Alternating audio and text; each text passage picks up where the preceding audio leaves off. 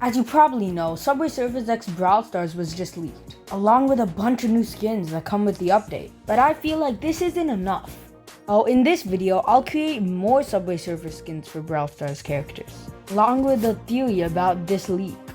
So sit down, sub and like, and let's get into it. Let's start with the skin that we've silently been shocked about not appearing in the leaks. That being Fresh Brock.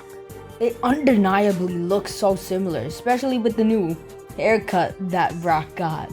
It was simple to turn his radio into Brock's weapon and change his glasses. It was very easy. I feel like this was even more expected than Jake Ollie.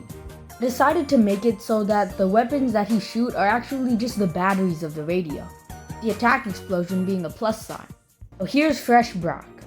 It'd probably be either super rare or epic rarity. Now for another very well-known Subway Surfers character into a brawler. I decided to go for King Shade. It just felt like one of those odd picks Brawl Stars would do. They did do Tricky Janet and no one saw that one coming. Basically just made it so that Shade is wearing King's clothing. Except I added little cardboard sunglasses because it fit with the vibe. And all Shade skins have glasses.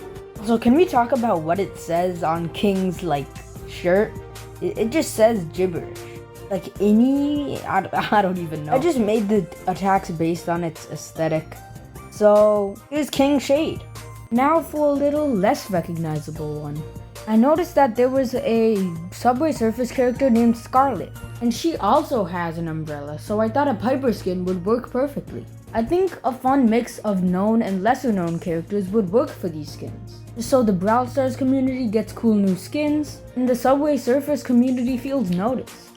Or the diehard Subway Surfer community. I don't think I know anyone who knows who Scarlet is, respectfully. I just did some simple effects really. The more Halloween, more scary, creepy related ones. Oh, here's Scarlet Piper.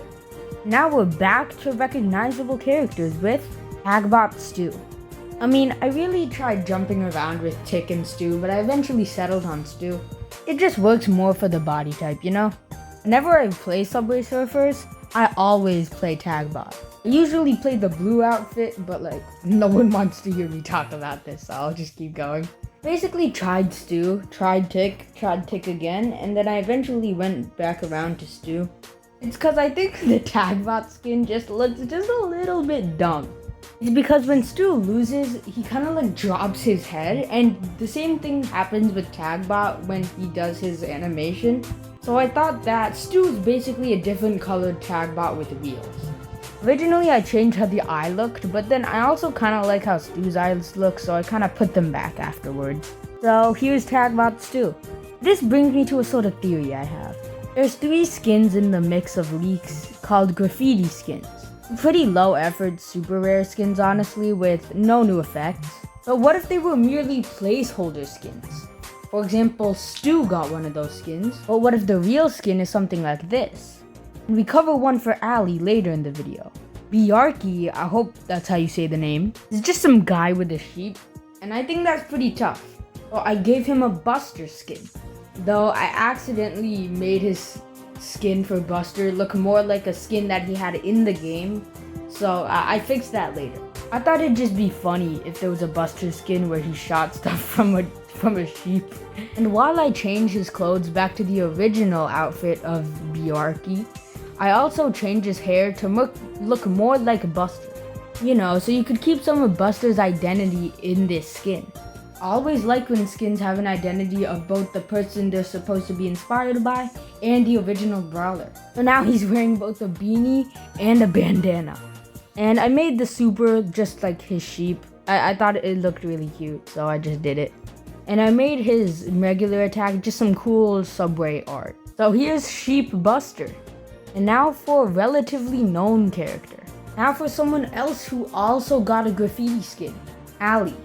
I decided to give her Utani, so I just threw her in the costume. She looks really awkward in the costume, but I try to make it at least awkward as I possibly can, but she's in a suit, it has to look awkward.